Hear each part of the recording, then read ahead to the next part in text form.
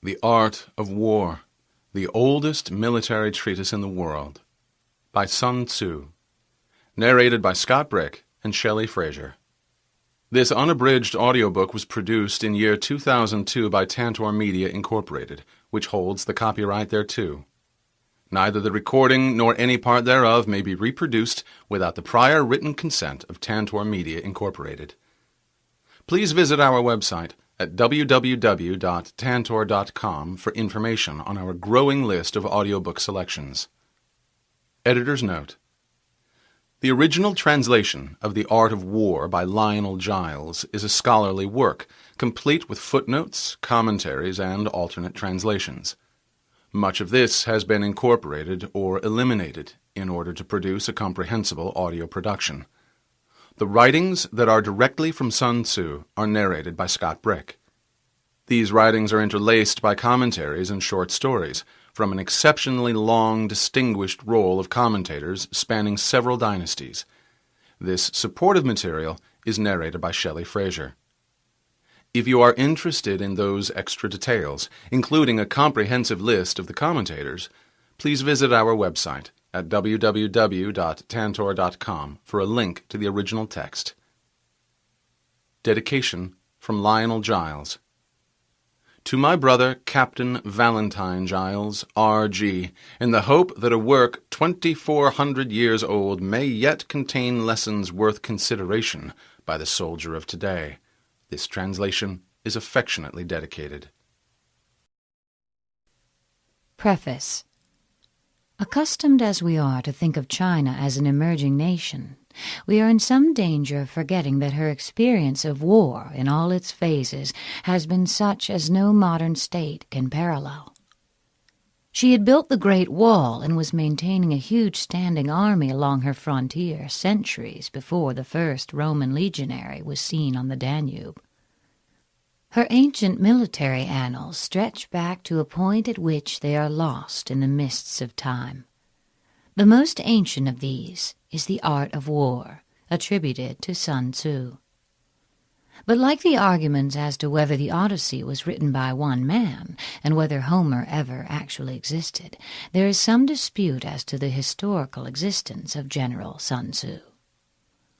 What has been established through historical references in the text itself is that the art of war was probably written between 505 and 496 B.C., but the first direct reference to Sun Tzu was made nearly 4 centuries later. Therefore, an attempt to reconstruct even the outline of Sun Tzu's life must be based almost wholly on conjecture. He would have lived near the end of the Chinese epoch known as the Spring and Autumn period, 770 to 475 B.C. He was born into a military family from the northeastern state of Qi. There he may have entered the army and gained the honorific title Sun after showing great ability during an attack on the neighboring state of Zhu. When civil war broke out in Qi, Sun Tzu fled south and entered the service of Ho Lu, king of Wu.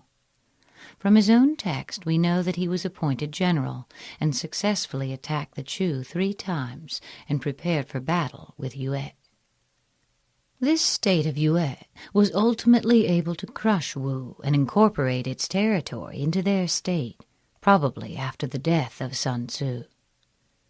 There is one detailed story of Sun Tzu the man, and this is how he obtained his position as general, related by the scholar Sima Qian. Sun Tzu Wu was a native of the Qi state.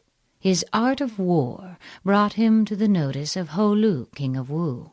Ho Lu said to him, "I have carefully perused your 13 chapters.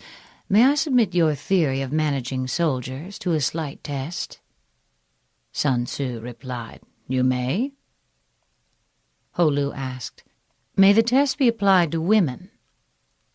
The answer was again in the affirmative. So arrangements were made to bring 180 ladies out of the palace. Sun Tzu divided them into 2 companies and placed one of the king's favorite concubines at the head of each. He then bade them all take spears in their hands and addressed them thus, "I presume you know the difference between front and back?" right hand and left hand?" The girls replied, "Yes." Sun Tzu went on, "When I say eyes front, you must look straight ahead. When I say left turn, you must face towards your left hand. When I say right turn, you must face towards your right hand. When I say about turn, you must face right round towards your back." Again the girls assented. The words of command having been thus explained, he set up the halberds and battle-axes in order to begin the drill. Then, to the sound of drums, he gave the order, "Right turn." But the girls only burst out laughing. Sun Tzu said, "If words of command are not clear and distinct, if orders are not thoroughly understood, then the general is to blame." So he started drilling them again, and this time gave the order, "Left turn," whereupon the girls once more burst into fits of laughter. Sun Tzu, "If words of command are not clear and distinct, if words are not thoroughly understood, the general is to blame. But if his orders are clear, and the soldiers nevertheless disobey, then it is the fault of their officers." So saying, he ordered the leaders of the two companies to be beheaded. Now the king of Wu was watching the scene from the top of a raised pavilion, and when he saw that his favorite concubines were about to be executed, he was greatly alarmed and hurriedly sent down the following message. "We are now quite satisfied as to our general's ability to handle troops. If we are bereft of these two concubines, our meat and drink will lose their savor. It is our wish that they shall not be beheaded." Sun Tzu replied, "Having once received His Majesty's commission to be the general of his forces, there are certain commands of His Majesty which, acting in that capacity, I am unable to accept." Accordingly, he had the two leaders beheaded, and straightway installed the pair next in order as leaders in their place. When this had been done, the drum was sounded for the drill once more, and the girls went through all the evolutions, turning to the right or to the left, marching ahead or wheeling back, kneeling or standing, with perfect accuracy and precision, not venturing to utter a sound. Then Sun Tzu sent a messenger to the king, saying, "Your soldiers, sire, are now properly drilled and disciplined, and ready for your Majesty's inspection. They can be put to any use that their sovereign may desire. Bid them go through fire and water, and they will not disobey." But the king replied, "Let our general cease drilling and return to camp. As for us, we have no wish to come down and inspect the troops." Thereupon Sun Tzu said, "The king is only fond of words, and cannot translate them into deeds." After that, Ho Lu saw that Sun Tzu was one who knew how to handle an army, and finally appointed him general. In the west he defeated the Chu state and forced his way into Ying, the capital. To the north he put fear into the states of Qi and Qin, and spread his fame abroad amongst the feudal princes. And Sun Tzu shared in the might of the king. Chapter 1. Laying Plans. Sun Tzu said, "The art of war is of vital importance to the state. It is a matter of life and death, a road either to safety or to ruin. Hence it is a subject of study, which must not be neglected. The art of war, then, is governed by 5 constant factors, which must be considered before entering into a conflict. These are the moral law, heaven, earth, the commander, and method and discipline.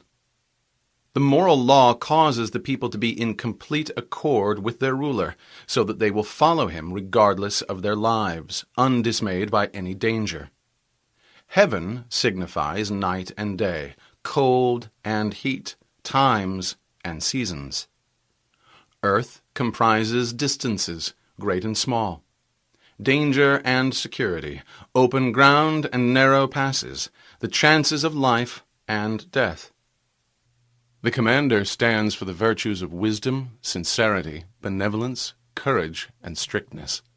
Method and discipline is to be understood the marshalling of the army in its proper subdivisions, the graduations of rank among the officers, the maintenance of roads by which supplies may reach the army, and the control of military expenditure. These 5 criteria should be familiar to every general. He who knows them will be victorious.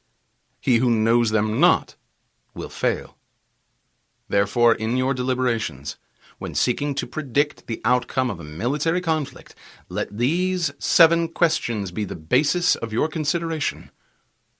Which of the 2 sovereigns is imbued with morality? Which of the 2 generals has most ability? With whom lie the advantages derived from heaven and earth?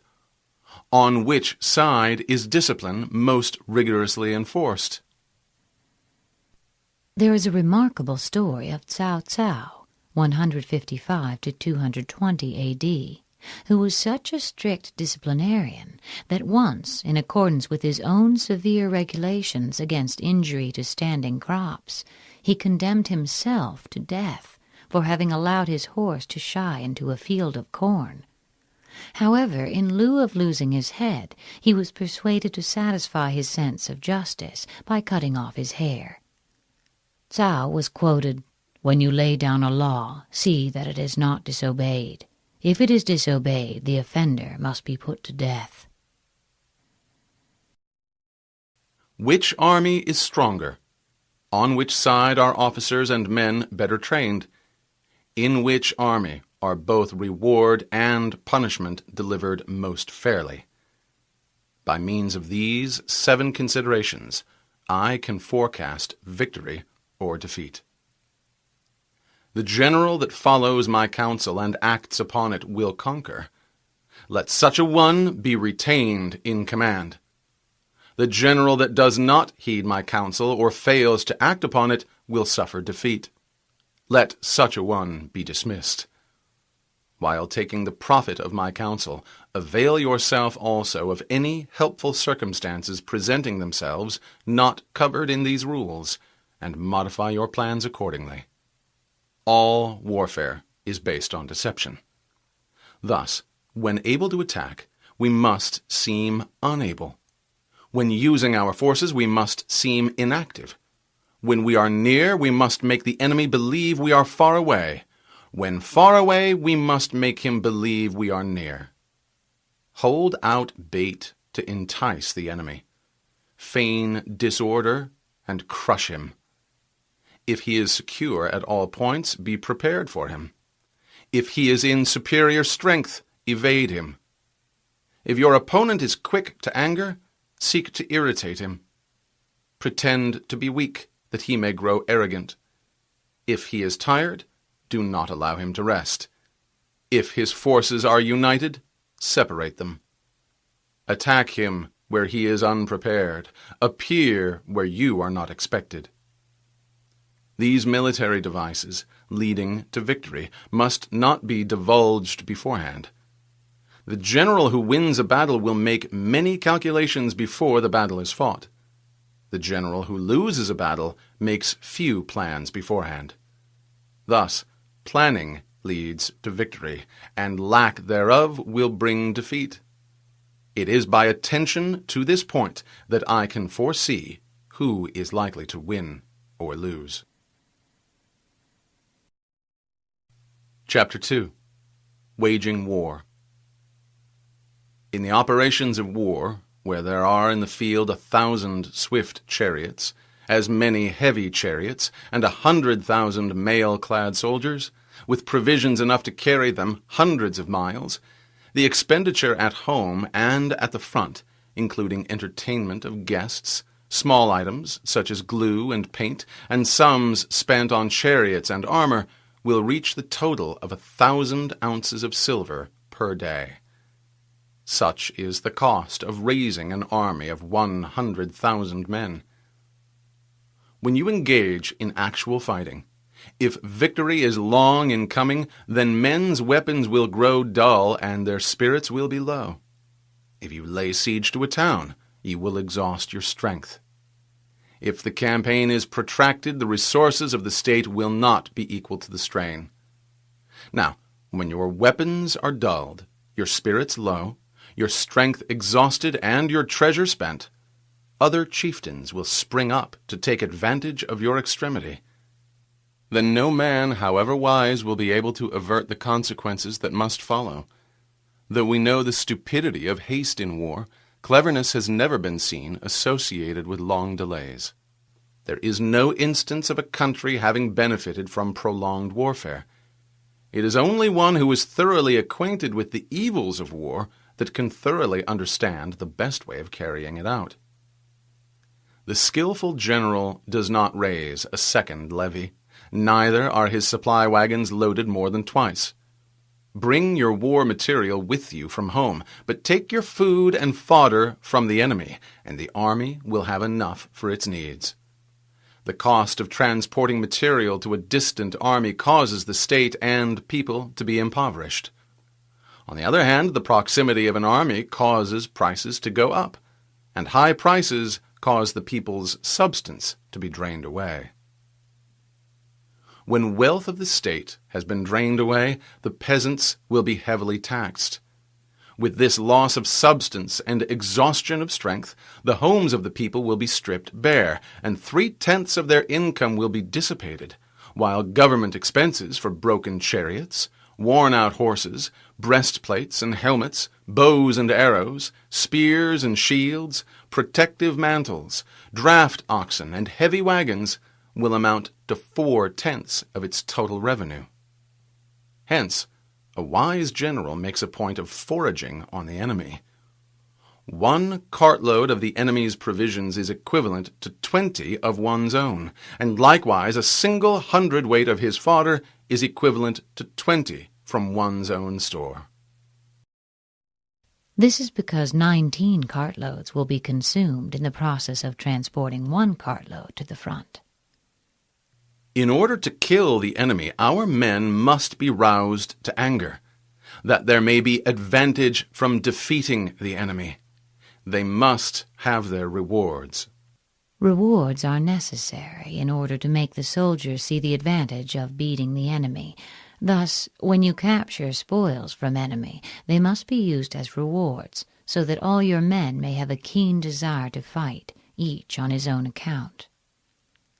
Therefore, in chariot fighting, when 10 or more chariots have been taken, those who took the first should be rewarded. Our own flags should be substituted for those of the enemy, and the chariots mingled and used in conjunction with ours. The captured soldiers should be kindly treated and kept. This is for the purpose of using the conquered foe to augment one's own strength. In war, then, let your great object be victory, not lengthy campaigns. Thus it may be known that the leader of armies is the arbiter of the people's fate, the man on whom it depends whether the nation shall be in peace or peril. Chapter 3. Attack by Stratagem. In the practical art of war, the best thing of all is to take the enemy's country whole and intact. To shatter and destroy it is not so good. So, too, it is better to capture an entire army, a regiment, a detachment, or an entire company, rather than to destroy it.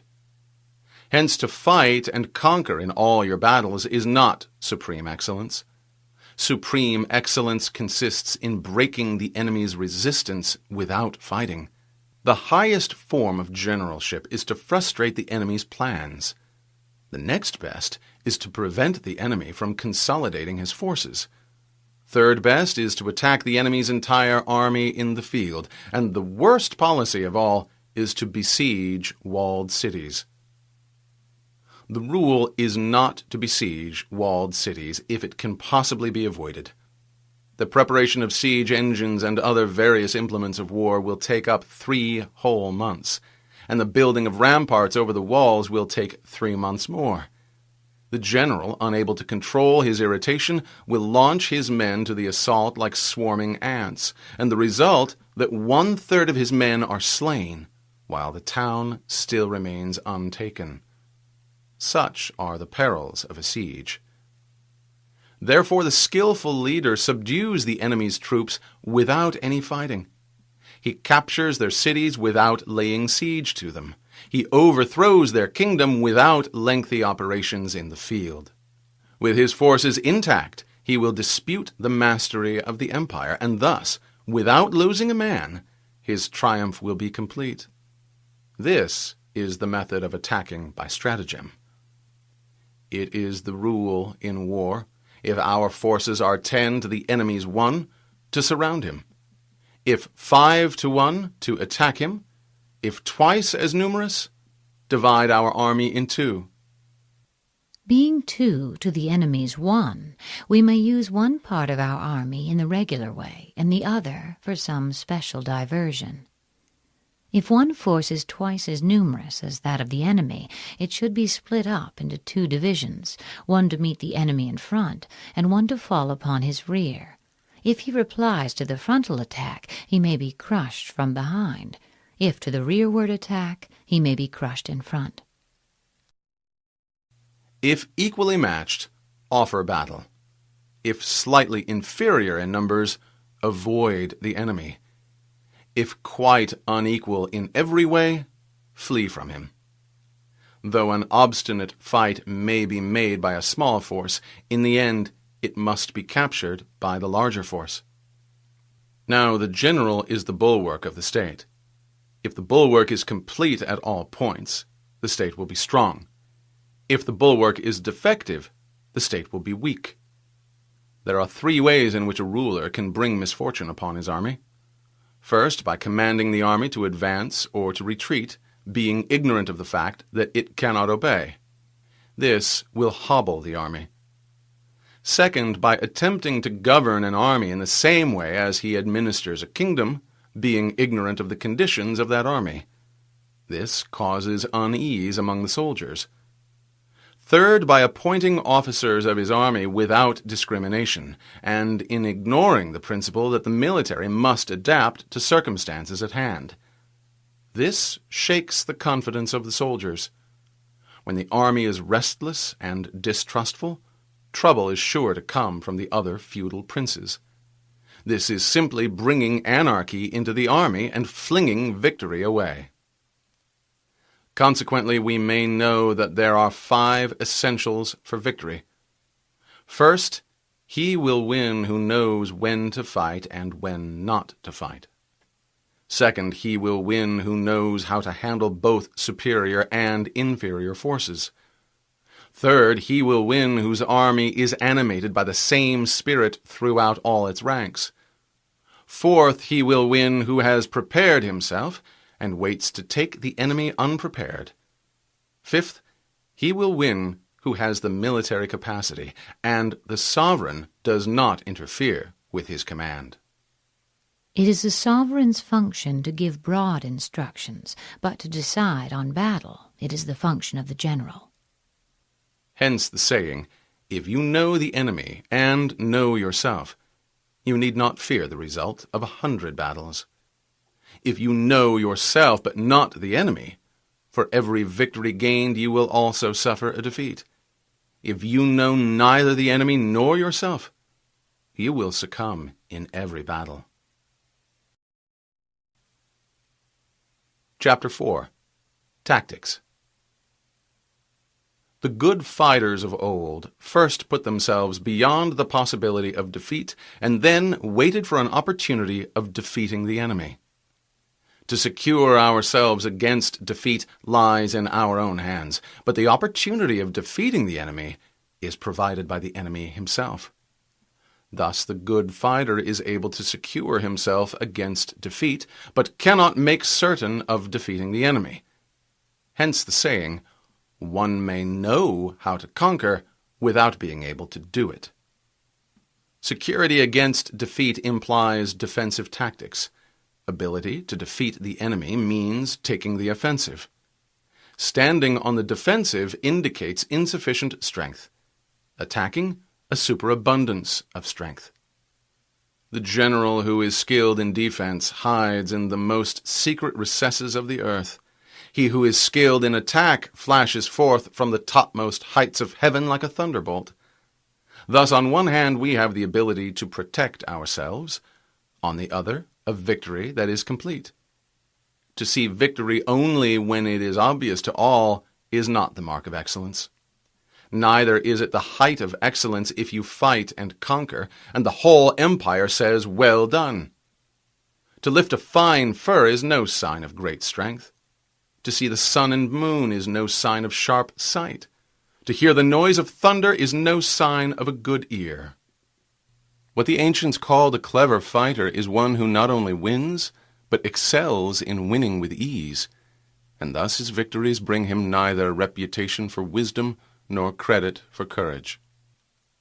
To win battles requires making no mistakes. Making no mistakes is what establishes the certainty of victory, for it means conquering an enemy that is already defeated.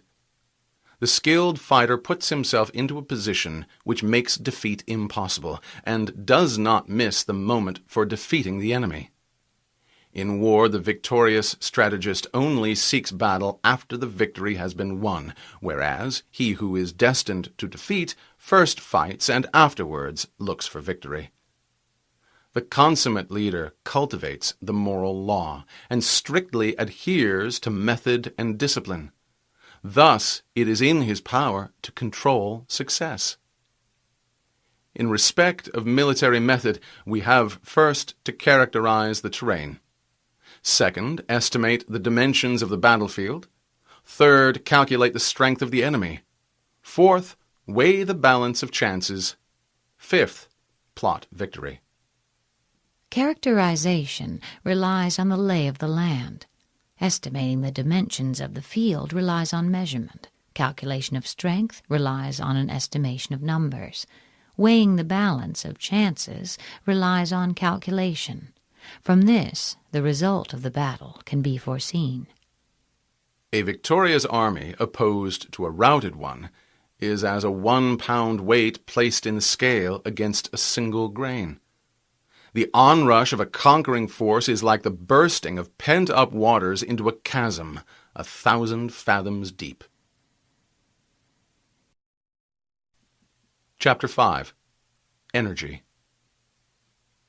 The control of a large force is the same principle as the control of a few men. It is merely a question of dividing up their numbers. Fighting with a large army under your command is no different from fighting with a small one. It is merely a question of instituting signs and signals.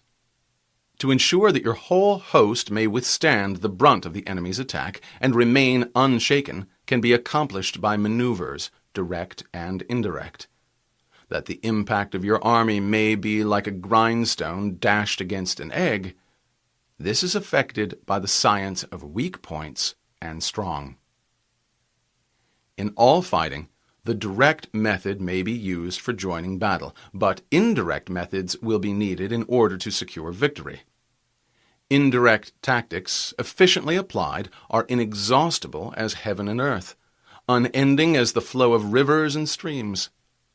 Like the sun and moon, they end, but to begin anew. Like the 4 seasons, they pass away to return once more. There are not more than 5 musical notes, yet the combinations of these 5 give rise to more melodies than can ever be heard. There are not more than 5 base colors, blue, yellow, red, white, and black, yet in combination they produce more hues than can ever be seen. There are not more than 5 cardinal tastes, sour, acrid, salt, sweet, and bitter, yet their combinations yield more flavors than can ever be tasted. In battle there are not more than 2 methods of attack, the direct and the indirect. Yet these 2 in combination give rise to an endless series of maneuvers. The direct and the indirect lead on to each other in turn. It is like moving in a circle. You never come to an end. Who can exhaust the possibilities of their combination? The onset of troops is like the rush of a torrent, which will even roll stones along in its course. The quality of decision is like the well-timed swoop of a falcon, which enables it to strike and destroy its victim. Therefore, the good fighter will be terrible in his onset and prompt in his decision. Energy may be likened to the bending of a crossbow, decision to the releasing of a trigger. Amid the turmoil and tumult of battle, there may appear to be disorder, and yet no real disorder at all. Amid confusion and chaos, your army may be without head or tail, yet it will be proof against defeat. Simulated disorder shows perfect discipline. Simulated fear postulates courage. Simulated weakness postulates strength. Hiding order beneath the cloak of disorder is simply a question of subdivision. Concealing courage under a show of timidity presupposes a fund of latent energy. Masking strength with weakness is to be effected by tactical dispositions. Thus, one who is skillful at keeping the enemy on the move maintains deceitful appearances according to which the enemy will act. He must also be prepared to sacrifice something so that the enemy may snatch at it. By holding out baits, he keeps him on the march. Then, with a body of picked men, he lies in wait for him. Sun Pin, a descendant of Sun Tzu, was a general in the Qi army when they marched against Wei, whose general was Pang Chuan, who happened to be a deadly personal enemy. Sun Pin said, "The Qi state has a reputation for cowardice, and therefore our adversary despises us. Let us turn this circumstance to account." Accordingly, when the army had crossed the border into Wei territory, Sun Pin gave orders to show 100,000 fires on the first night, 50,000 on the next, and the night after only 20,000. Pang Chuan pursued them hotly, saying to himself, "I knew these men of Qi were cowards. Their numbers have already fallen away by more than half." In his retreat, Sun Pin came to a narrow gorge, which he calculated that his pursuers would reach after dark. Here he had a tree stripped of its bark, and inscribed upon it the words, "Under this tree Pang Chuan shall die." Then, as night began to fall, he placed a strong body of archers in ambush nearby, with orders to shoot directly when they saw light. Later on, Pang Chuan arrived at the spot, and noticing the tree, struck a light in order to read what was written on it. His body was immediately riddled by a volley of arrows, and his whole army thrown into confusion. The clever combatant looks to the effect of combined energy and does not ask too much of individuals, hence his ability to pick out the right men and utilize combined energy. When he utilizes combined energy, his fighting men become like rolling logs or stones. For it is the nature of a log or stone to remain motionless on level ground and to move when on a slope. If four-cornered, to come to a standstill, but if round-shaped, continues to roll down the slope. Thus the energy developed by good fighting men is as the momentum of a round stone rolled down a mountain thousands of feet in height. This is the use of energy. Chapter 6. Strengths and Weaknesses. Whoever is first in the field and awaits the coming of the enemy will be fresh for the fight. Whoever is second in the field and has to hasten to battle will arrive exhausted. Therefore, the clever combatant imposes his will on the enemy, but does not allow the enemy's will to be imposed on him. By holding out advantages to him, he can lure the enemy in, to approach of his own accord, or by inflicting damage he can make it impossible for the enemy to draw near. If the enemy is taking his ease, harass him. If well supplied with food, starve him out. If quietly encamped, force him to move. Appear at points that the enemy must hasten to defend. March swiftly to places where you are not expected. An army may march great distances without distress, if it marches through country where the enemy is not. You can be sure of succeeding in your attacks if you attack only at places that are undefended. You can ensure the safety of your defense if you only hold positions that cannot be attacked. The skillful general is one who, in attack, the opponent does not know what to defend. And he is skillful in defense when his opponent does not know what to attack. Trust in the divine art of subtlety and secrecy, through which you learn to be invisible, inaudible, and hence you hold the enemy's fate in your hands. You may advance and be absolutely irresistible if you make for the enemy's weak points. You may retire and be safe from pursuit if your movements are more rapid than those of the enemy. If you wish to fight, the enemy can be forced to an engagement, even though he be sheltered behind a high rampart and a deep ditch. All we need do is attack some other place that he will be obliged to relieve. If we do not wish to fight, we can prevent the enemy from engaging us, even though the lines of our encampment be merely traced out on the ground. All we need do is to throw something odd and unexpected in his way. Even though we have constructed neither wall nor ditch, we puzzle him by strange and unusual dispositions. By discovering the enemy's dispositions and remaining invisible ourselves, we can keep our forces concentrated, while the enemy's must be divided. We can form a single united body, while the enemy must split up into fractions. Hence there will be a whole pitted against separate parts of a whole, which means that we shall be many to the enemy's few. And if we are able thus to attack an inferior force with a superior one, our opponents will be in dire straits. The spot where we intend to fight must not be made known, for then the enemy will have to prepare against a possible attack at several different points, and his forces being thus distributed in many directions, the numbers we shall have to face at any given point will be proportionately few. For should the enemy strengthen his van, he will weaken his rear. Should he strengthen his rear, he will weaken his van. Should he strengthen his left, he will weaken his right. Should he strengthen his right, he will weaken his left.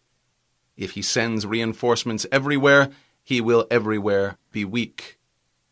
Numerical weakness comes from having to prepare against possible attacks. Numerical strength comes from compelling our adversary to make these preparations against us. Knowing the place and the time of the coming battle, we may concentrate from the greatest distances in order to fight. But if neither time nor place be known, then the left wing will be impotent to succor the right equally impotent to succor the left, the van unable to relieve the rear, or the rear to support the van. How much more so if the furthest portions of the army are anything under 30 miles apart, and even the nearest are separated by several miles. Though according to my estimate the soldiers of Yue exceed our own in number, that shall advantage them nothing in the matter of victory. I say then that victory can be achieved. Though the enemy be stronger in numbers, we may prevent him from fighting. Scheme so as to discover his plans and the likelihood of their success. Rouse him, and learn the principle of his activity or inactivity. Force him to reveal himself so as to find out his vulnerable spots. Carefully compare the opposing army with your own, so that you may know where strength is superabundant and where it is deficient. In making tactical dispositions, the highest pitch you can attain is to conceal them. Conceal your dispositions, and you will be safe from the prying of the subtlest spies, from the machinations of the wisest minds. How victory may be produced for them out of the enemy's own tactics, that is what the multitude cannot comprehend. All men can see the tactics whereby I conquer, but what none can see is the strategy out of which victory is evolved. Do not repeat the tactics which have gained you one victory, but let your methods be regulated by the infinite variety of circumstances. Military tactics are like unto water. For water in its natural course runs away from high places and hastens downwards. So in war, The way is to avoid what is strong and to strike at what is weak. Water shapes its course according to the nature of the ground over which it flows. The soldier works out his victory in relation to the foe whom he is facing. Therefore, just as water retains no constant shape, so in warfare there are no constant conditions. He who can modify his tactics in relation to his opponent, and thereby succeed in winning, may be called a heaven-born captain. The 5 elements, water, fire, wood, metal, earth, are not always equally predominant. The 4 seasons make way for each other in turn. Days are short and long. The moon wanes and waxes. Chapter 7. Maneuver. In war, the general receives his commands from the sovereign. Having collected an army and concentrated his forces, he must blend and harmonize the different elements thereof before pitching his camp. After that comes tactical maneuvering, which is the most difficult. The difficulty of tactical maneuvering consists in turning the devious into the direct, and misfortune into gain. Thus, to take a long and circuitous route, after enticing the enemy out of the way, and though starting after him, to contrive to reach the goal before him, shows knowledge of the artifice of deviation. Maneuvering with an army is advantageous. With an undisciplined multitude, most dangerous. If you set a fully equipped army in march in order to seize an advantage, the chances are that you will be too late. On the other hand, detaching a flying column for the purpose requires the sacrifice of its baggage and stores. Thus, if you order your men to roll up their buff coats and make forced marches without halting day or night, covering double the usual distance at a stretch, doing 30 miles in order to wrest an advantage, the leaders of all your 3 divisions will fall into the hands of the enemy. The stronger men will be in front, the jaded ones will fall behind, and on this plan only 1/10 of your army will reach its destination. If you march 15 miles in order to outmaneuver the enemy, you will lose the leader of your 1st division, and only half your force will reach the goal. If you march 10 miles with the same object, 2/3 of your army will arrive. We may take it then that an army without its baggage train is lost. Without provisions, it is lost. Without bases of supply, it is lost. We cannot enter into alliances until we are acquainted with the designs of our neighbors. We are not fit to lead an army on the march unless we are familiar with the face of the country, its mountains and forests, its pitfalls and precipices, its marshes and swamps. We shall be unable to turn natural advantage to account unless we make use of local guides. In war, practice dissimulation and you will succeed. Whether to concentrate or to divide your troops must be determined by circumstances. Let your speed be that of the wind, your compactness that of the forest. In raiding and plundering be like fire, and in defense be as immovable as a mountain. Let your plans be dark and impenetrable as night, and when you move, fall like a thunderbolt. When you plunder the countryside, let the spoil be divided amongst your men. When you capture new territory, cut it up into allotments for the benefit of the soldiery. Ponder and deliberate before you make a move. He will conquer who has learned the art of deviation. This is the art of maneuvering. The Book of Army Management says, "On the field of battle, the spoken word does not carry far enough. Hence the institution of gongs and drums. Nor can ordinary objects be seen clearly enough. Hence the institution of banners and flags. Gongs and drums, banners and flags, are means whereby the ears and eyes of the host may be focused on one particular point. The host, thus forming a single united body, it is impossible for either the brave to advance alone or for the cowardly to retreat alone.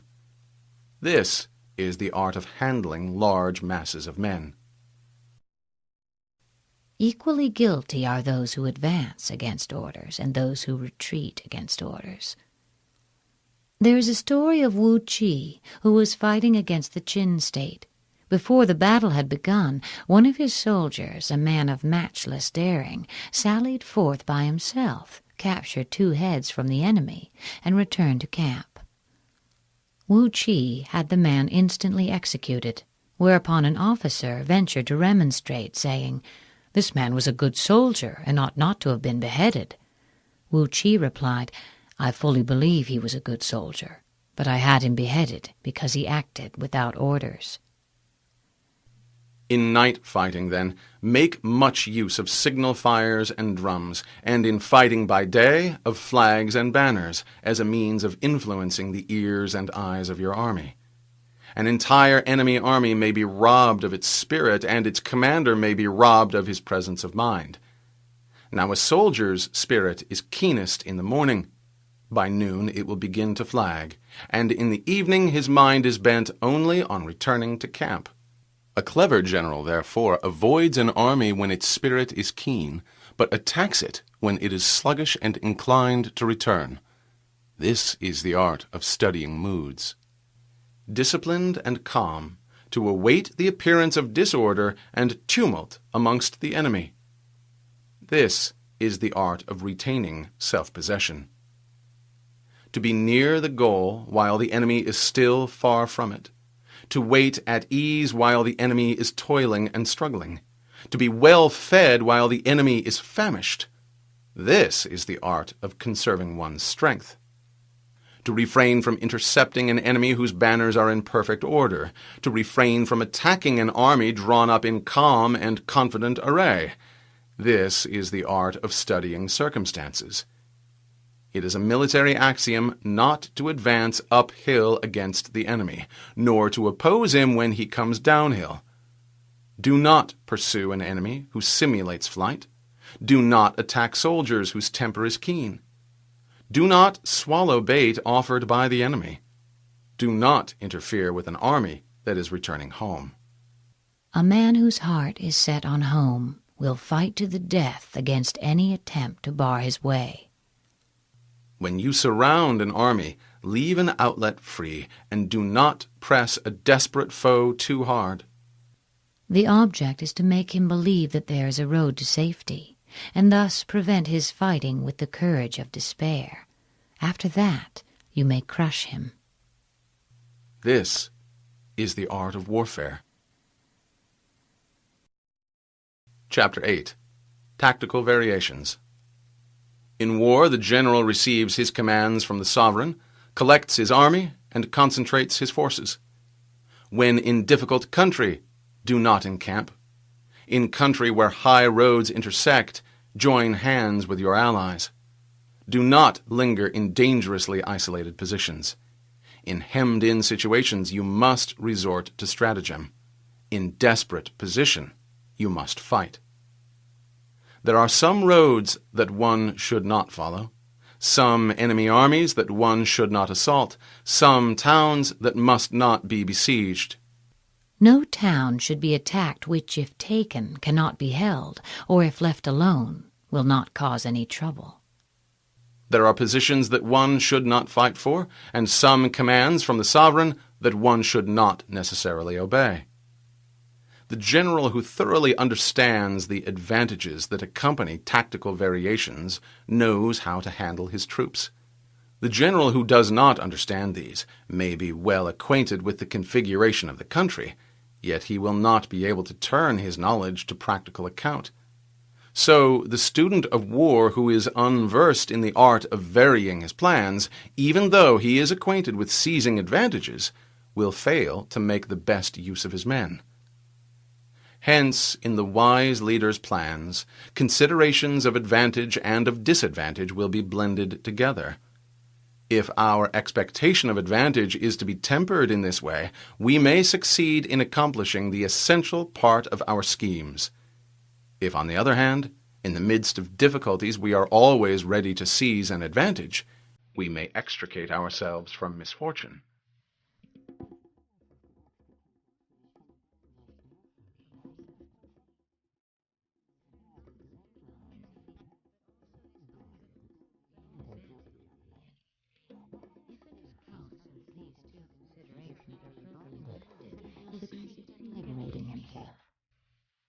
reduce the hostile chiefs by inflicting damage on them, make trouble for them, and keep them constantly engaged, hold out hollow enticements, and make them rush to any given point. The art of war teaches us to rely not on the likelihood of the enemy's not coming, but on our own readiness to receive him. Not on the chance of his not attacking, but rather on the fact that we have made our position unassailable. There are 5 dangerous faults which may affect a general. Recklessness, which leads to destruction. Cowardice, which leads to capture. A hasty temper, which can be provoked by insults. A delicacy of honor, which is sensitive to shame. Over-concern for his men, which exposes him to worry and trouble. These are the 5 besetting sins of a general, ruinous to the conduct of war. When an army is overthrown and its leader slain, the cause will surely be found among these 5 dangerous faults. Let them be a subject of meditation. Chapter 9. The Army on Campaign. We come now to the question of encamping the army and observing signs of the enemy. Pass quickly over mountains and keep in the neighborhood of valleys. Camp in high places facing the sun. Do not climb heights in order to fight. This is the art of mountain warfare. After crossing a river, you should move far away from it. When an invading force crosses a river in its onward march, do not advance to meet it in midstream. It will be best to let half the army get across and then deliver your attack. If you are anxious to fight, you should not go to meet the invader near a river which he has to cross. Moor your craft further upriver from the enemy and facing the sun. Do not move upstream to meet the enemy. This is the art of river warfare. This principle is illustrated by the victory of Han Xin at Wei River. The 2 armies were drawn up on opposite sides of the river. In the night, Han Xin ordered his men to take some 10,000 sacks filled with sand and construct a dam higher up. Then, leading half his army across the river, he attacked the enemy, but after a time, pretending to have failed in his attempt, he hastily withdrew to the other bank. The opposing general was much elated by this unlooked-for success, and exclaiming, "I felt sure that Han Xin was really a coward," he pursued him and began crossing the river in his turn. Han Xin sent a party to cut open the sandbags, thus releasing a torrent of water, which swept down and prevented the greater portion of the foe's army from getting across. He then turned upon this force, which had been cut off, and annihilated it, the enemy general himself being amongst the slain. The rest of the army on the further bank scattered and fled in all directions. In crossing salt marshes, your sole concern should be to get over them quickly, without any delay. They lack both fresh water and forage, and expose the army to attack. If forced to fight in a salt marsh, you should have water and grass near you, and get your back to a clump of trees. This is the art of operating in salt marshes. In dry, level country, take up an easily accessible position with rising ground to your right and on your rear, so that the danger may be in front and safety lie behind. This is how to campaign in flat country. These are the 4 useful branches of military knowledge: fighting in mountains, rivers, marshes, and plains, that enabled the Yellow Emperor to vanquish 4 rival sovereigns. All armies prefer high ground to low and sunny places to dark. If you are careful of your men and camp on hard ground, the army will be free from disease of every kind, and this will spell victory. When you come to a hill or a bank, occupy the sunny side, with the slope on your right rear. Thus you will at once act for the benefit of your soldiers and utilize the natural advantages of the ground. When, in consequence of heavy rains up country, a river you wish to ford is swollen and flecked with foam, You must wait until it subsides.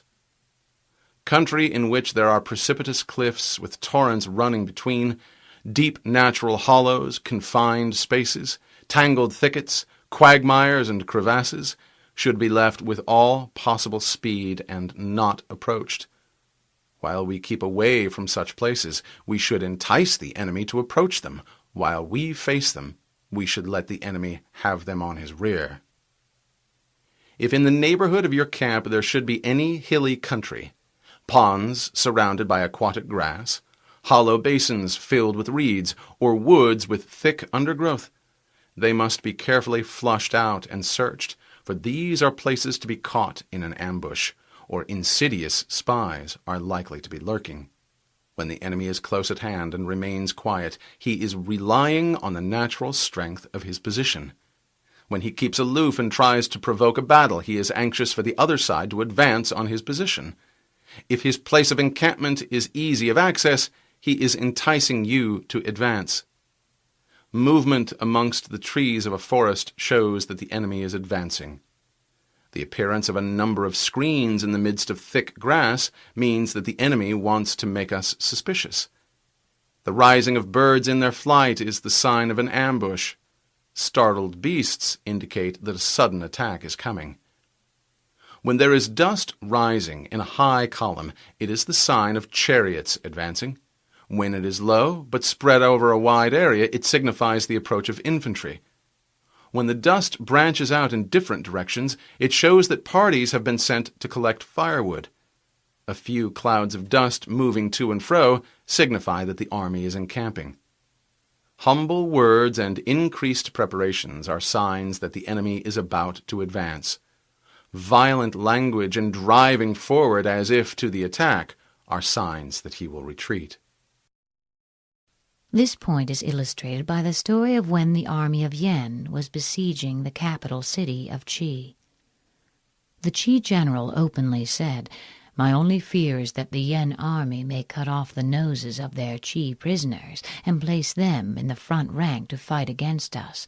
That would be the undoing of our city."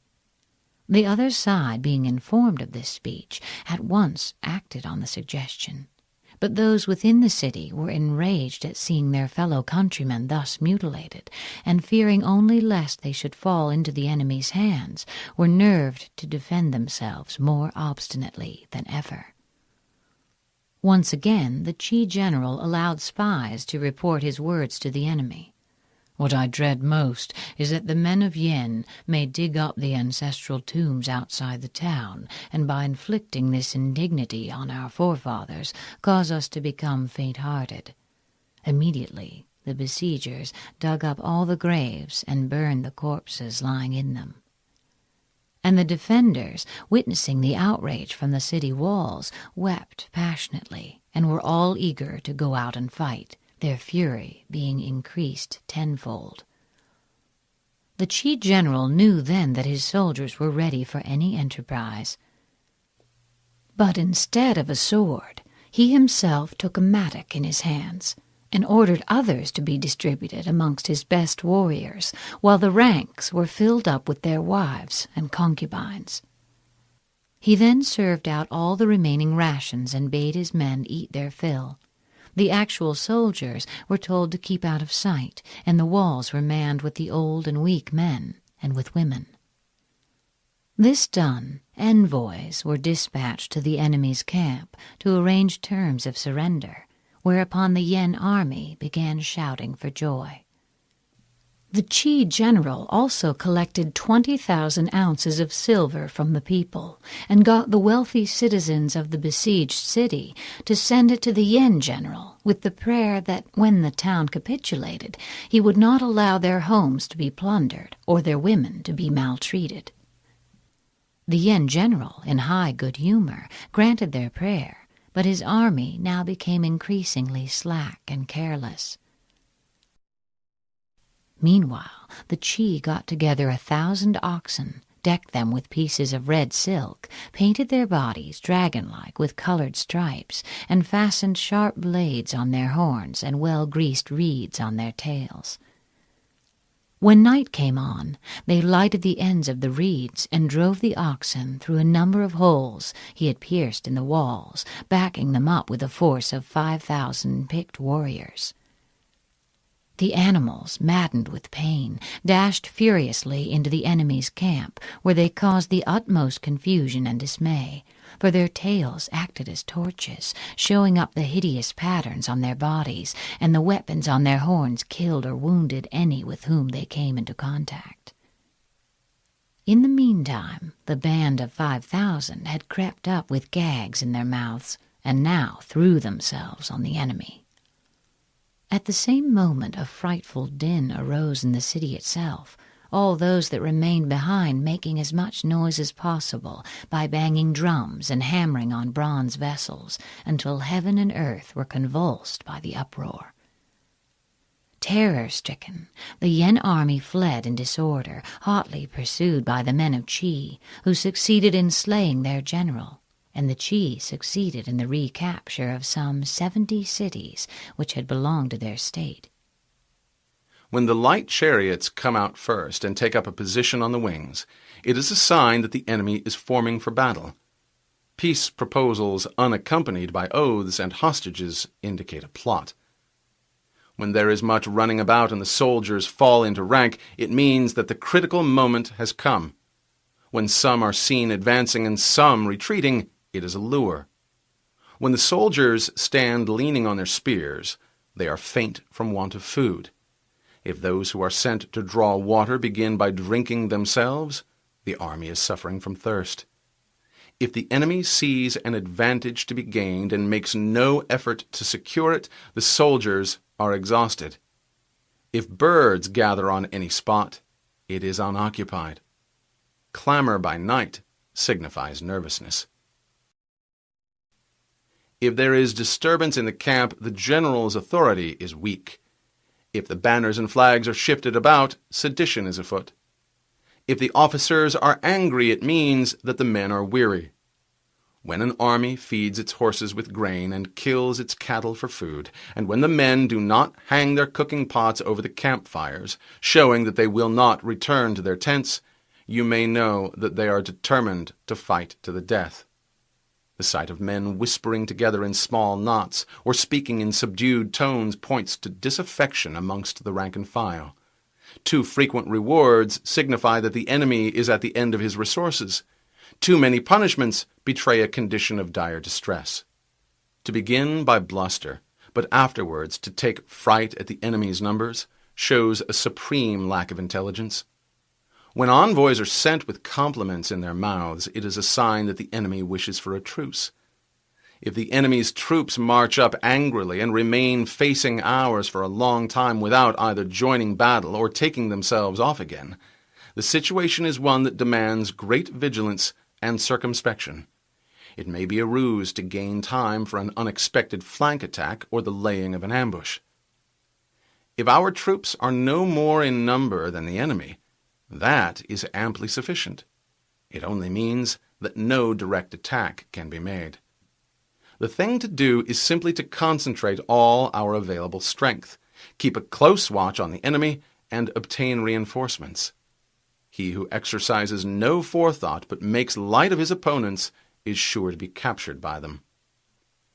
If soldiers are punished before they have grown attached to you, they will not prove submissive, and unless submissive, they will be practically useless. If, after the soldiers have become attached to you and punishments are not enforced, they will still be useless. Therefore, soldiers must be treated in the first instance with humanity, but then kept under control by means of iron discipline. This is a certain road to victory. If in training soldiers commands are habitually enforced, the army will be well disciplined. If not, its discipline will be bad. If a general shows confidence in his men but always insists on his orders being obeyed, the gain will be mutual. This is the end of the CD. The program continues on the next CD. Chapter 10. Terrain. We may distinguish 6 kinds of terrain: accessible ground, entangling ground, temporizing ground, narrow passes, precipitous heights, and positions at a great distance from the enemy. Ground which can be freely traversed by both sides is called accessible. With regard to ground of this nature, always occupy the raised and sunny spots before the enemy, and carefully guard your line of supplies. Then you will fight with the advantage. Ground that can be easily abandoned but is hard to reoccupy is called entangling. From a position of this sort, if the enemy is unprepared, you may sally forth and defeat him.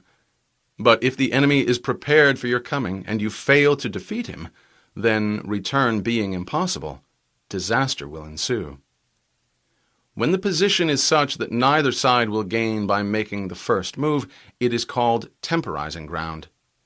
In a position of this sort, even though the enemy should offer us an attractive bait, it will be advisable not to stir forth, but rather to retreat, thus enticing the enemy in his turn.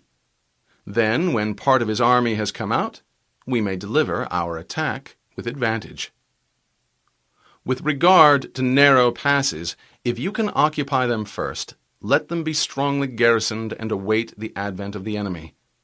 Should the army forestall you in occupying a pass, do not go after him if the pass is fully garrisoned, unless it is weakly garrisoned. With regard to precipitous heights, if you are beforehand with your adversary, you should occupy the raised and sunny spots, and there wait for him to come up. If the enemy has occupied them before you, do not follow him, but retreat and try to entice him away. If you are situated at a great distance from the enemy, and the strength of the two armies is equal, it is not easy to provoke a battle, and if you tire your army by a march to his position, fighting will be to your disadvantage. These 6 are the principles connected with earth. The general who has attained a responsible post must be careful to study them. Now an army is exposed to 6 several calamities, not arising from natural causes, but from faults for which the general is responsible. These are flight, insubordination, collapse, ruin, disorganization, and rout. Other conditions being equal, if one force is hurled against another 10 times its size, the result will be the flight of the former. When the common soldiers are too strong and their officers too weak, the result is insubordination. When the officers are too strong and the common soldiers too weak, the result is collapse.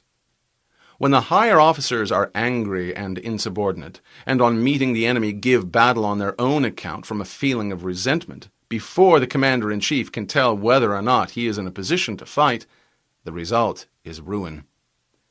When the general is weak and without authority, when his orders are not clear and distinct, when there are no fixed duties assigned to officers and men, and the ranks are formed in a slovenly, haphazard manner, the result is utter disorganization. When a general, unable to estimate the enemy's strength, allows an inferior force to engage a larger one, or hurls a weak detachment against a powerful one, and neglects to place picked soldiers in the front rank, the result must be rout. These are 6 ways of courting defeat, which must be carefully noted by the general who has attained a responsible post. The natural formation of the country is the soldier's best ally, but a power of estimating the adversary, of controlling the forces of victory, and of shrewdly calculating difficulties, dangers, and distances, constitutes the test of a great general. He who knows these things and in fighting puts his knowledge into practice will win his battles. He who knows them not, nor practices them, will surely be defeated. If fighting is sure to result in victory, then you must fight, even though the ruler forbid it. If fighting will not result in victory, then you must not fight, even at the ruler's bidding.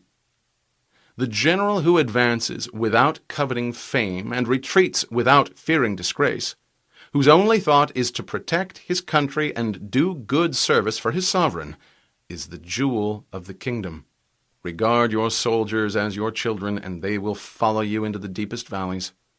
Look upon them as your own beloved sons, and they will stand by you even unto death. There is a story about the famous general Wu Qi.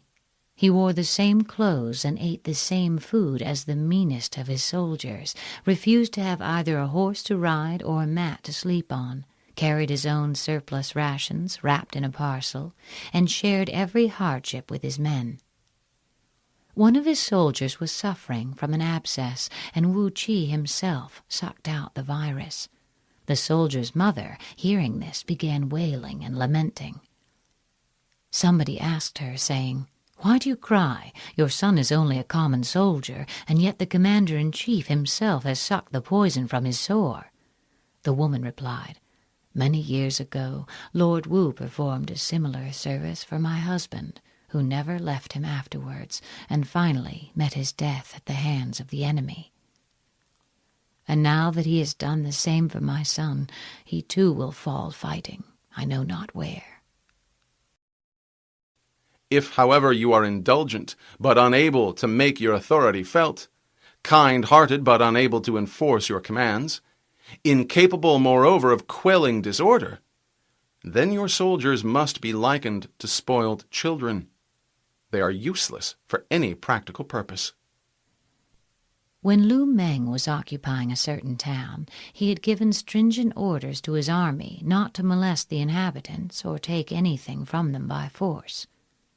Nevertheless, a certain officer serving under his banner, who happened to be a compatriot of his, ventured to appropriate a bamboo hat belonging to one of the people, in order to wear it over his regulation helmet as a protection against the rain.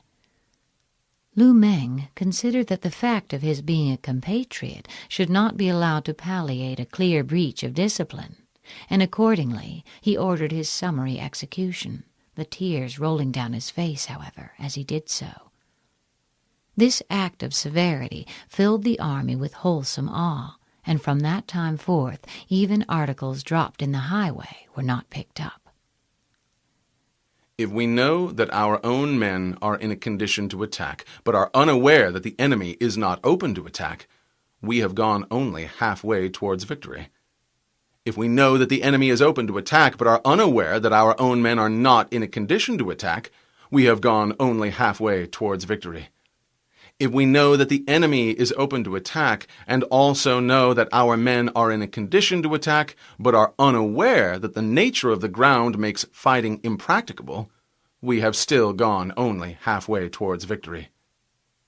The experienced soldier, once in motion, is never bewildered. Once he has broken camp, he is never at a loss. Hence the saying, "If you know the enemy and know yourself, your victory will not stand in doubt. If you know heaven and know earth, you may make your victory complete." Chapter 11. The 9 Situations. The art of war recognizes 9 varieties of ground: dispersed ground, facile ground, contentious ground, open ground, ground of intersecting highways, serious ground, difficult ground, hemmed-in ground, and desperate ground. When a chieftain is fighting in his own territory, it is dispersed ground. So called because the soldiers, being near to their homes and anxious to see their wives and children, are likely to seize the opportunity afforded by a battle and scatter in every direction. When he has penetrated into hostile territory, but to no great distance, it is facile ground. This is because of the facility for retreating. When your army has crossed the border, you should burn your boats and bridges, in order to make it clear to everybody that you have no hankering after home. Ground the possession of which imports great advantage to either side is contentious ground. This is where the few and the weak can defeat the many and the strong, the neck of a pass. Ground on which each side has liberty of movement is open ground.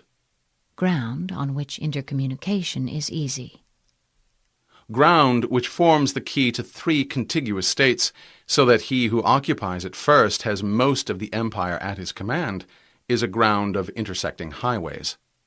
The possessor of this ground can constrain most neighboring states to become his allies. When an army has penetrated into the heart of a hostile country, leaving a number of fortified cities in its rear, it is serious ground. The army is in a serious situation. Mountain forests, rugged steeps, marshes and fens, all country that is hard to traverse, this is difficult ground. Ground which is reached through narrow gorges, and from which we can only retire by tortuous paths, so that a small number of the enemy would suffice to crush a large body of our men.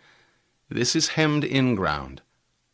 Ground on which we can only be saved from destruction by fighting without delay is desperate ground. On disperse ground, fight not. On facile ground, halt not. On contentious ground, attack not. Occupy the advantageous position first. If a position of this kind is secured first by the enemy, beware of attacking him. Lure him away by pretending to flee. Show your banners and sound your drums. Make a dash for other places that he cannot afford to lose. Trail brushwood and raise a dust. Confound his ears and eyes. Detach a body of your best troops and place it secretly in ambuscade. Then your opponent will sally forth to the rescue. On open ground, do not try to block the enemy's way, because the attempt would be futile and would expose the blocking force itself to serious risks. Draw closer together and see that a portion of your own army is not cut off. On the ground of intersecting highways, join hands with your allies. On serious ground, gather in plunder. Here, there being no inducement as yet to advance further, and no possibility of retreat, one ought to take measures for protracted resistance by bringing in provisions from all sides, and keep a close watch on the enemy. In difficult ground, keep steadily on the march. On hemmed-in ground, resort to stratagem. On desperate ground, fight with all your might. There is a chance of life, whereas death is certain if you cling to your corner. Those who were called skillful leaders of old knew how to drive a wedge between the enemy's front and rear to prevent cooperation between his large and small divisions, to hinder the good troops from rescuing the bad, the officers from rallying their men. When the enemy's men were united, they managed to compel them to disorder. When it was to their advantage, they made a forward move. When otherwise, they would remain where they were. If asked how to cope with a great host of the enemy in orderly array and on the point of marching to the attack, I should say, begin by seizing something which your opponent holds dear. Then he will be amenable to your will. Speed is the essence of war. Take advantage of the enemy's unpreparedness. Make your way by unexpected routes and attack unguarded spots. The following are the principles to be observed by an invading force. The further you penetrate into a country, the greater will be the solidarity of your troops, and thus the defenders will not prevail against you. Make forays in fertile country in order to supply your men with food. Carefully study the well-being of your men, and do not overtax them. Concentrate your energy and hoard your strength. Wang Qian was a famous general whose military genius largely contributed to the success of the first emperor. He had invaded the Chu state, where a universal levy was made to oppose him. But being doubtful of the temper of his troops, he declined all invitations to fight and remained strictly on the defensive. In vain did the Chu general try to force a battle. Day after day, Wang Qian kept inside his walls and would not come out, but devoted his whole time and energy to winning the affection and confidence of his men.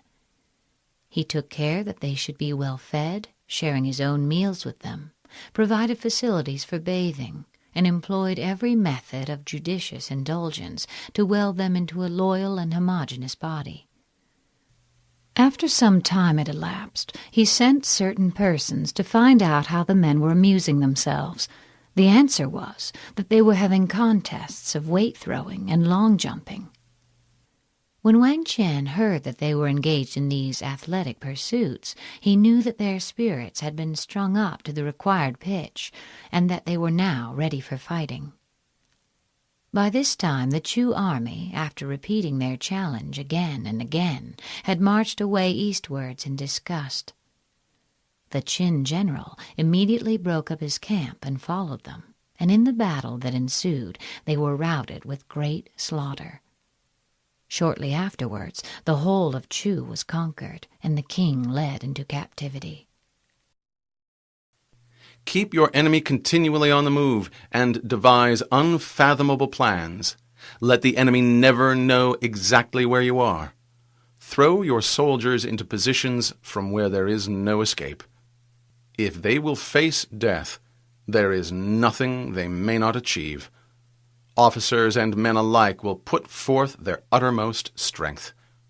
If they are in an awkward place together, they will surely exert their united strength to get out of it. Soldiers, when in desperate straits, lose the sense of fear. If there is no place of refuge, they will stand firm.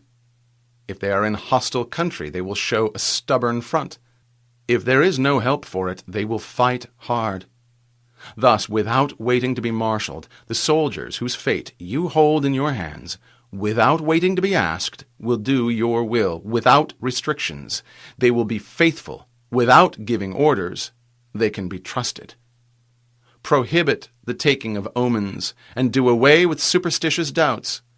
Then, until death itself comes, no calamity need be feared. If one man were to run amok with a sword in the marketplace, and everybody else try to get out of his way, I should not say that this man alone had courage, and that all the rest were contemptible cowards. The truth is that a desperado and a man who values his life do not meet on even terms. If our soldiers are not overburdened with money, it is not because they have a distaste for riches. If their lives are not unduly long, it is not because they are disinclined to longevity. Wealth and long life are things for which all men have a natural inclination. Hence, if they burn or fling away valuables and sacrifice their own lives, it is not that they dislike them, but simply that they have no choice. It is for the general to see that temptations to shirk fighting and grow rich are not thrown in their way. On the day they are ordered out to battle, your soldiers may weep, those sitting up, the tears falling on their garments, and those lying down, letting the tears run down their cheeks. Not because they are afraid, but because all have embraced the firm resolution to do or die. Let them once be brought to bay, and they will display the courage of the heroes Chu or Kuei. Chu was a contemporary and compatriot of Sun Tzu, who was employed by the king to assassinate a rival king by whom he was employed. Chu secreted a dagger, which he in the belly of a fish served up at a banquet. He succeeded in his attempt, but was immediately hacked to pieces by the king's bodyguard. This was in 515 B.C. The other, Kuei, performed his exploit 166 years earlier, in 681 B.C.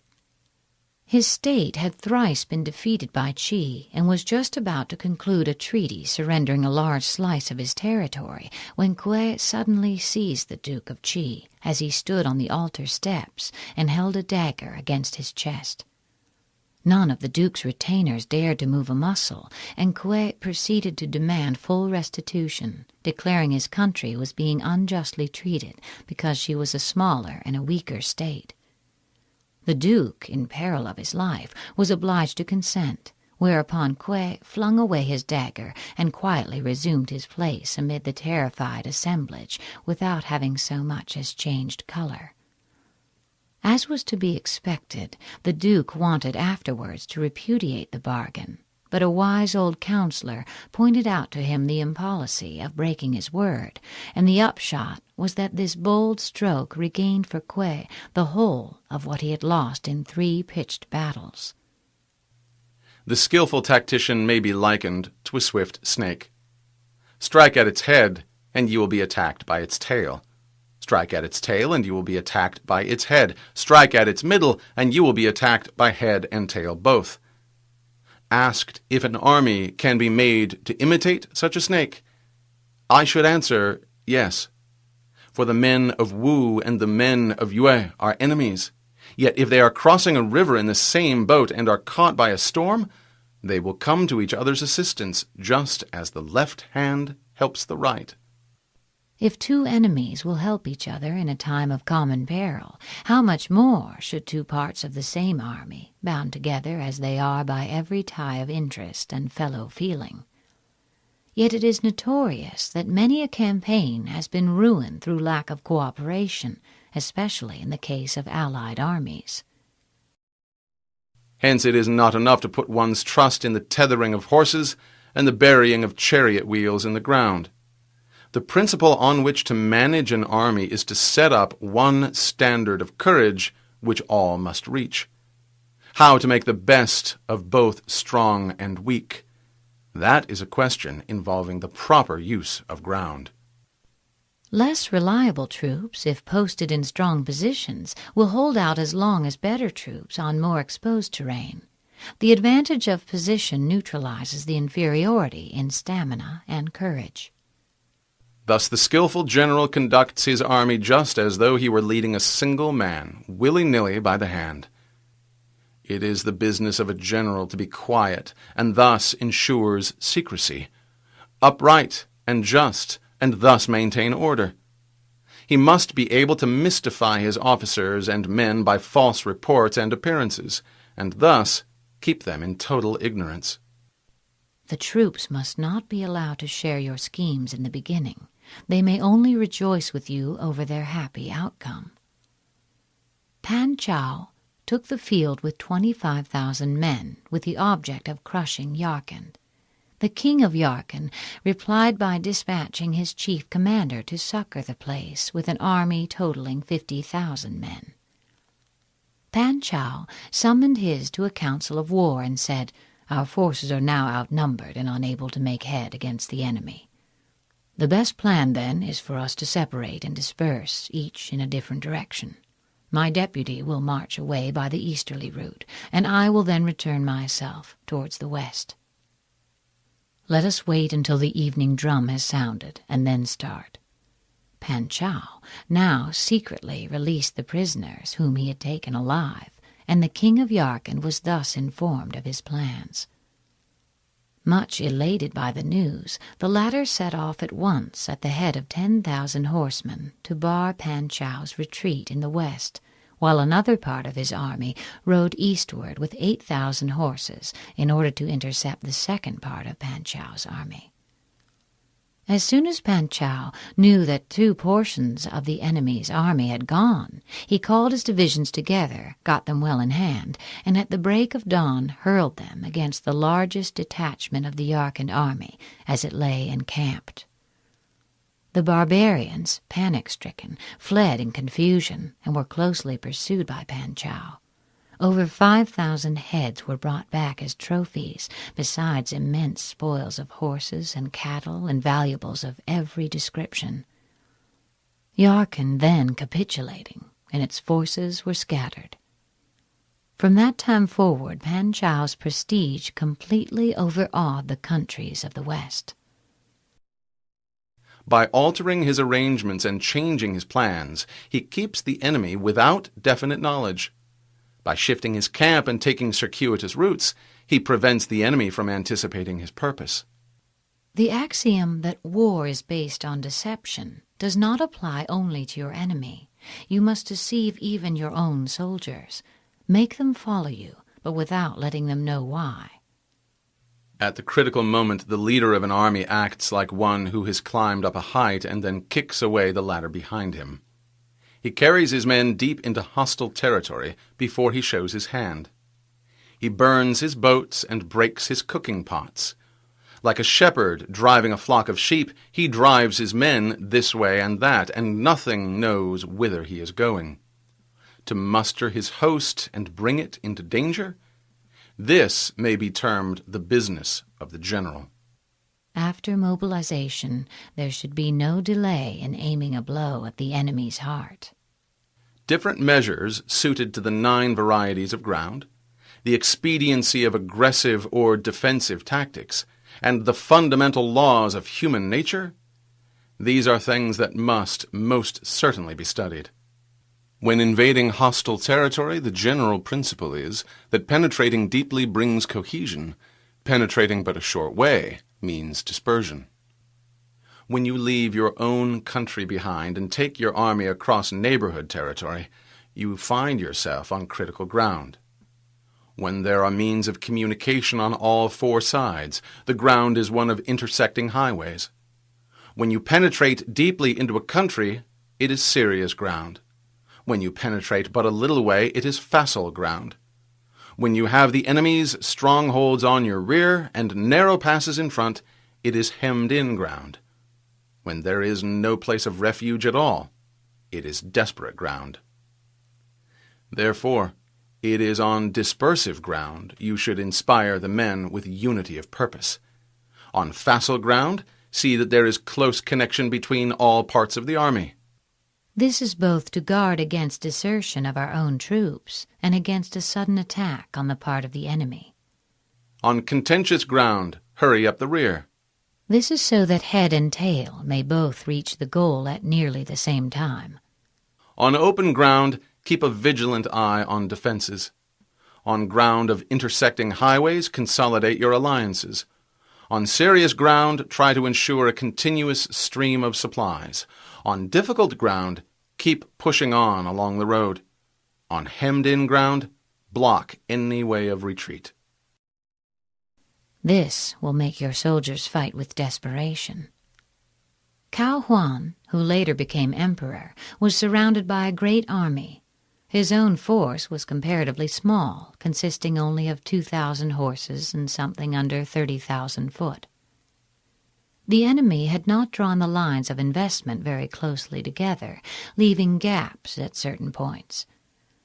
But Cao Huan, instead of trying to escape, actually made a shift to block all the remaining outlets himself by driving into them a number of oxen and donkeys roped together. As soon as his officers and men saw that there was nothing for it but to conquer or die, their spirits rose to an extraordinary pitch of exultation, and they charged with such desperate ferocity that the opposing ranks broke and crumbled under their onslaught. On desperate ground, proclaim to the soldiers the hopelessness of flight to save their lives. Burn your baggage and impedimenta. Throw away your stores and provisions, choke up the wells, destroy your cooking stoves, and make it plain to your men that they cannot survive, but must fight to the death. The only chance of life lies in giving up all hope of it. For it is the soldier's disposition to offer an obstinate resistance when surrounded, to fight hard when he cannot help himself, and to obey promptly when he has fallen into danger. The story of Pan Chao illustrates this point. When Pan Chao arrived at Shanshan, the king of the country received him at first with great politeness and respect. But shortly afterwards his behavior underwent a sudden change, and he became remiss and negligent. Pan Chao spoke about this to the officers of his suite. "Have you noticed," he said, "that the king's polite intentions are on the wane? This must signify that envoys have come from the northern barbarians, and that consequently he is in a state of indecision, not knowing with which side to throw in his lot." "That surely is the reason. The truly wise man, we are told, can perceive things before they have come to pass. How much more, then, those that are already manifest?" Thereupon he called one of the natives who had been assigned to his service and set a trap for him, saying, "Where are those envoys from the barbarians who arrived some day ago?" The man was so taken aback that between surprise and fear he presently blurted out the whole truth. Pan Chao, keeping his informant carefully under lock and key, then summoned a general gathering of his officers, 36 in all, and began drinking with them. When the wine had mounted into their heads a little, he tried to rouse their spirits still further by addressing them thus: Gentlemen, here we are in the heart of an isolated region, anxious to achieve riches and honor by some great exploit. Now it happens that an ambassador from the barbarians arrived in this kingdom only a few days ago, and the result is that the respectful courtesy extended towards us by our royal host has disappeared. Should this envoy prevail upon him to seize our party and hand us over to the barbarians, our bones will become food for the wolves of the desert. What are we to do?" With one accord, the officers replied, "Standing as we do in peril of our lives, we will follow our commander through life and death." Pan Chao exclaimed, "Never venture, never win. Unless you enter the tiger's lair, you cannot get hold of the tiger's cubs. The only course open to us now is to make an assault by fire on the barbarians under cover of night, when they will not be able to discern our numbers. Profiting by their panic, we shall exterminate them completely. This will cool the king's courage and cover us with glory, besides ensuring the success of our mission." The officers all replied that it would be necessary to discuss the matter first with the commissar. Pan Chao then fell into a passion. "It is today," he cried, "that our fortunes must be decided. The commissar is only a humdrum civilian, who on hearing of our project will certainly be afraid, and everything will be brought to light. An inglorious death is no worthy fate for valiant warriors." All then agreed to do as he wished. Accordingly, as soon as night came on, he and his little band quickly made their way to the barbarian camp. A strong gale was blowing at the time. Pan Chao ordered 10 of the party to take drums and hide behind the enemy's barracks, it being arranged that when they saw flames shoot up, they should begin drumming and yelling with all their might. The rest of his men, armed with bows and crossbows, he posted an ambuscade at the gate of the camp. He then set fire to the place from the windward side, whereupon a deafening noise of drums and shouting arose on the front and rear of the barbarians, who rushed out pell-mell in frantic disorder. Pan Chao slew 3 of them with his own hand, while his companions cut off the heads of the envoy and 30 of his suite. The remainder, more than 100 in all, perished in the flames. On the following day, Pan Chao, divining his thoughts, said with uplifted hand, "Although you did not go with us last night, I should not think, sir, of taking sole credit for our exploit." This satisfied Pan Chao, having sent for the king of Shanshan, showed him the head of the barbarian envoy. The whole kingdom was seized with fear and trembling, which Pan Chao took steps to allay by issuing a public proclamation. Then, taking the king's sons as hostage, he returned to make his report to his emperor. "We cannot enter into alliance with neighboring princes until we are acquainted with their designs. We are not fit to lead an army on the march unless we are familiar with the face of the country, its mountains and forests, its pitfalls and precipices, its marshes and swamps. We shall be unable to turn natural advantages to account unless we make use of local guides. To ignore any one of the following 4 or 5 principles does not befit a warlike prince. When a warlike prince attacks a powerful state, his generalship shows itself in preventing the concentration of the enemy's forces. He overawes his opponents, and their allies are prevented from joining against him. Hence he does not strive to ally himself with all and sundry, nor does he foster the power of other states. He carries out his own secret designs, keeping his antagonists in awe. He can afford to reject entangling alliances and simply pursue his own secret designs. His prestige enables him to dispense with external friendships. Thus he is able to capture their cities and overthrow their kingdoms. Bestow rewards without regard to rule, issue orders without regard to previous arrangements, and you will be able to handle a whole army as though you had to do with but a single man. Give instructions only on sighting the enemy. Give rewards when you see deserving deeds. The final instructions you give to your army should not correspond with those that have been previously posted up. Not only is there danger in letting your plans be known, but war often necessitates the entire reversal of them at the last moment. Confront your soldiers with the deed itself. Never let them know your design. When the outlook is bright, bring it before their eyes, but tell them nothing when the situation is gloomy. Place your army in deadly peril, and it will survive. Plunge it into desperate straits, and it will come off in safety. These words of Sun Tzu were once quoted by Han Xin in explanation of the tactics he employed in one of his most brilliant battles. He was sent against the army of Chow and halted 10 miles from the mouth of a narrow pass where the enemy had mustered in full force. Here, at midnight, he detached a body of 2,000 light cavalry, every man of which was furnished with a red flag. Their instructions were to make their way through narrow defiles and keep a secret watch on the enemy. "When the men of Chow see me in full flight," Han Xin said, "they will abandon their fortifications and give chase. This must be the sign for you to rush in, pluck down the Chow standards, and set up the red banners of Han in their stead."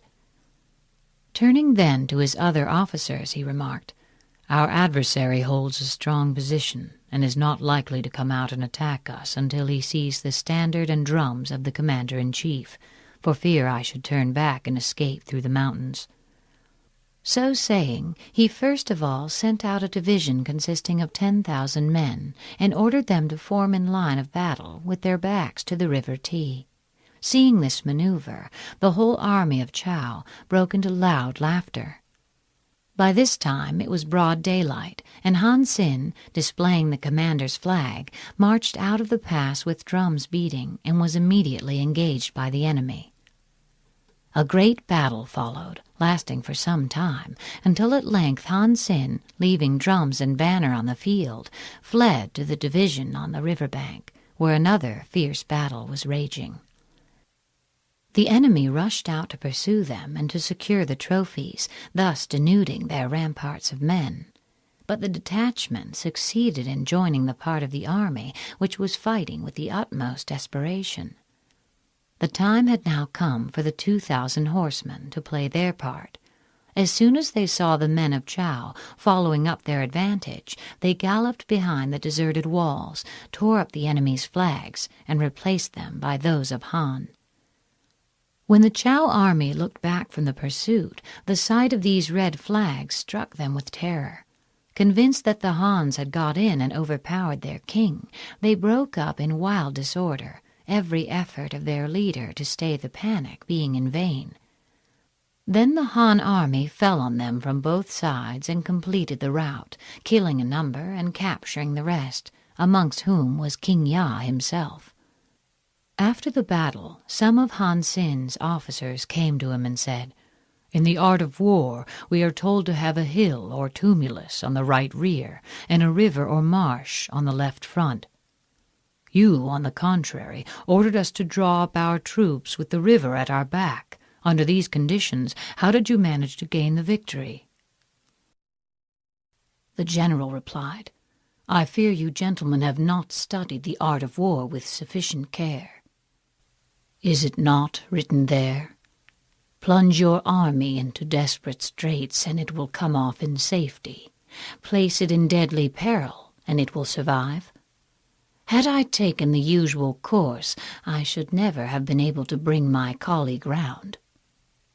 If I had not placed my troops in a position where they were obliged to fight for their lives, but had allowed each man to follow his own discretion, there would have been a general debacle, and it would have been impossible to do anything with them."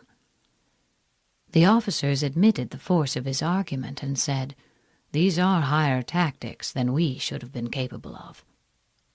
For it is precisely when a force has fallen into harm's way that it is capable of striking a blow for victory. Success in warfare is gained by carefully accommodating ourselves to the enemy's purpose. If the enemy shows an inclination to advance, lure him on to do so. If he is anxious to retreat, delay on purpose, that he may carry out his intention. The object is to make him remiss and contemptuous before we deliver our attack. By persistently hanging on the enemy's flank, we shall succeed in the long run in killing the commander-in-chief. This is called ability to accomplish a thing by sheer cunning. On the day that you take up your command, block the frontier passes, destroy the official passports, and stop the passage of all emissaries. Be stern in the council chamber, so that you may control the situation. Show no weakness, and insist on your plans being accepted by the sovereign. If the enemy leaves a door open, you must rush in. Forestall your opponent by seizing what he holds dear, and subtly contrive to time his arrival on the ground. If you manage to seize a favorable position, but the enemy does not appear on the scene, the advantage thus obtained cannot be turned to any practical account. He who intends, therefore, to occupy a position of importance to the enemy must begin by making an artful appointment, so to speak, with his antagonist, and cajole him into going there as well. Walk in the path defined by rule, and accommodate yourself to the enemy until you can fight a decisive battle. Victory is the only thing that matters, and this cannot be achieved by adhering to conventional wisdom. At first, then, exhibit the coyness of a maiden until the enemy gives you an opening. Afterwards, let your speed be that of a running hare, and it will be too late for the enemy to oppose you. Chapter 12. Attack by Fire. There are 5 ways of attacking with fire. The first is to burn soldiers in their camp. The second is to burn stores. The third is to burn baggage trains. The fourth is to burn arsenals and magazines. The fifth is to hurl dropping fire amongst the enemy. The method by which this may be done is to set the tips of arrows alight by dipping them into a brazier, and then shoot them from powerful crossbows into the enemy's lines. In order to carry out an attack, we must have means available. The material for raising fire should always be kept in readiness. There is a proper season for making attacks with fire, and special days for starting a conflagration. The proper season is when the weather is very dry. The special days are those when the moon is in the constellations of the sieve, the wall, the wing, or the crossbar, for these 4 are all days of rising wind. In attacking with fire, one should be prepared to meet 5 possible developments. First, when fire breaks out inside the enemy's camp, respond at once with an attack from without. Second, if there is an outbreak of fire, but the enemy's soldiers remain quiet, bide your time and do not attack. Third, when the force of the flames has reached its height, follow it up with an attack, if that is practicable. If not, stay where you are. Fourth, if it is possible to make an assault with fire from without, do not wait for it to break out within, but deliver your attack at a favorable moment. Fifth, when you start a fire, be to windward of it. Do not attack from the leeward. The prime object of attacking with fire is to throw the enemy into confusion. If this effect is not produced, it means that the enemy is ready to receive us, hence the necessity for caution. If you see a possible way, advance, but if you find the difficulties too great, retire. If the enemy is settled in a waste place littered with quantities of grass, or if he has pitched his camp in a position which can be burnt out, we must carry our fire against him at any seasonable opportunity, and not await on in hopes of an outbreak occurring within, for fear our opponents should themselves burn up the surrounding vegetation, and thus render our own attempts fruitless. If the wind is in the east, begin burning to the east of the enemy, and follow up the attack yourself from that side. If you start the fire on the east side and then attack from the west, you will suffer in the same way as your enemy. Once a general of the Yellow Turban rebels was badly defeated through his neglect of this simple precaution. At the head of a large army, he was besieging a town held by Huang Fu Sung. The garrison was very small, and a general feeling of nervousness pervaded the ranks. So Huang Fu-sung called his officers together and said, "In war there are various indirect methods of attack, and numbers do not count for everything. Now the rebels have pitched their camp in the midst of thick grass, which will easily burn when the wind blows. If we set fire to it at night, they will be thrown into a panic, and we can make a sortie and attack them on all sides at once." That same evening a strong breeze sprang up, so Huang Fu-sung instructed his soldiers to bind reeds together into torches and mount guard on the city walls, after which he sent out a band of daring men who stealthily made their way through the lines and started the fire with loud shouts and yells. Simultaneously, a glare of light shot up from the city walls, and Huang Fu-sung, sounding his drums, led a rapid charge, which threw the rebels into confusion and put them to headlong flight. A wind that rises in the daytime lasts long, but a night breeze soon falls. In every army, the 5 developments connected with fire must be known, the movements of the stars calculated, and a watch kept for the proper days. We must not only know how to assail our opponents with fire, but also be on our guard against similar attacks from them. Hence, those who use fire as an aid to the attack show intelligence. Those who use water as an aid to the attack gain an accession of strength. By means of water, an enemy may be intercepted, but not robbed of all his belongings. Unhappy is the fate of one who tries to win his battles and succeed in his attacks without cultivating the spirit of enterprise, for the result is waste of time and general stagnation. Those who want to make sure of succeeding in their battles and assaults must seize the favorable moments when they come, and not shrink on occasion from heroic measures. That is to say, they must resort to such means of attack as fire, water, and the like. What they must not do, and what will prove fatal, is to sit still and simply hold to the advantages they have got.